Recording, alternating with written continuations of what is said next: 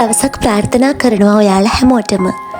පිළිකාව සුවපත් කර ගැනීමේ මගේ කතාවේ අද වීඩියෝ එකෙන් ඔයාලත් එක්ක කතා කරන්න බලාපොරොත්තු වෙන්නේ පිළිකාව මර්ධනය කිරීමේ ප්‍රධාන ප්‍රතිකාර ක්‍රමයක් වන කිමෝതെරපි ප්‍රතිකාරය අතරතුරදී මම මුහුණ දුන්නු අතුරු ආබාධ කිහිපයක් සහ ඒවට මම මුහුණ දුන්නේ කොහොමද කියන එක. ප්‍රධාන දේ තමයි මේ කටේ තුවාල ඇති වෙන එක. බෙහෙත්වල සැරට කටේ තුවාල ගොඩාක් ඇති වෙනවා. මේ කාලෙදි කොහොමත් අපිට බෙහෙත් නිසා වමනය උක්කාරය වගේ රෝග ලක්ෂණ ඇති වෙනවා. එතකොට කෑම අරුචිය තියෙනවා. ඒ කෑම අරුචියත් එක්ක අපි ටිකක් තුන පහ මිරිස් දාලා සැරට කන්න ආස කළත් මේ කටේ තුවාල නිසා ඒක කන්නත් බැරි වෙනවා. මේ වෙලාවෙදී ඉතින් වෛද්‍යවරයාගේ උපදෙස් මත උණු වතුරට ලුණු දාලා කට සේදීම හරි මවුත් වොෂ් පාවිච්චි කිරීම හරි කරන්න සිද්ධ වෙනවා.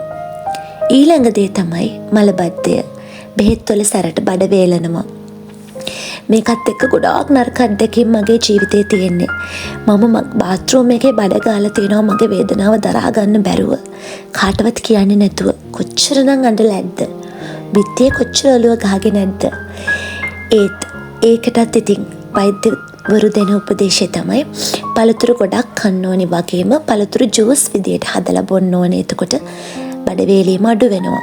ඊළඟට උක්කාරය, වමනය, ගෑස්ට්‍රයිටිස් මේ ඔක්කොම රෝගات එක්ක අපිට නිින්ද යන්නේ නැහැ. කොච්චර බේත් සැර වුණත් ඒවට නිින්ද යන්නේ නැහැ. ඔයාලා දැකලා තියෙනවද සුවසේ නිදාගෙන ඉන්න පිළිකා රෝගීන්? නැහැ. ඒකට හේතුව ඒගොල්ලෝ එච්චරකට බිඳවනවා. ඉතින් මේකටත් ගොඩාක් වෙලාවට ඩොක්ටර්ස්ලත් මේකට උපදෙස් දෙනවා. බෙහෙතුත් නියම කරනවා. ඊටත් වඩා තමන් අදහන ආගමක් දර්ශනයක් ඔස්සේ ගිහිල්ලා භාවනාවක් සිත සතිමත් කර ගැනීම යම්කිසි දෙයක් කරලා නිදා ගන්න උත්සාහ කරන එක හොඳයි. මම ගොඩක් වෙලාවට එහෙම කළේ.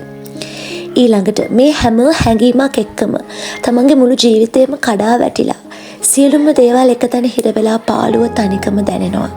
තනියම ඉන්න හිතෙනවා. මම කාමරේ දොර වහගෙන තනියම හිටපු වාර අනන්තයි.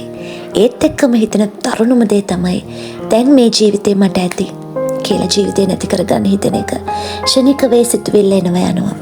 නමුත් අපි හිතන්න ඕනේ අපේ ජීවිතය කොච්චර වටිනවද කියන එක. අපි මේ විඳවන්නේ සුළු කාලයකට විතරයි. ප්‍රතිකාර නැවතිලා අපි සනීප වුණාට පස්සේ සියල්ල යථා තත්ත්වයටපත් වෙනවා. ඒක අපිට දරා ගන්න බැරි නම් අපේක්ෂා රෝහලෙන්ම අපිට දෙවිවරු වගේ මනෝ වෛද්‍යවරුනි ඔබ වෙත අපව යොමු කරනවා ඒ දුක කියන්න.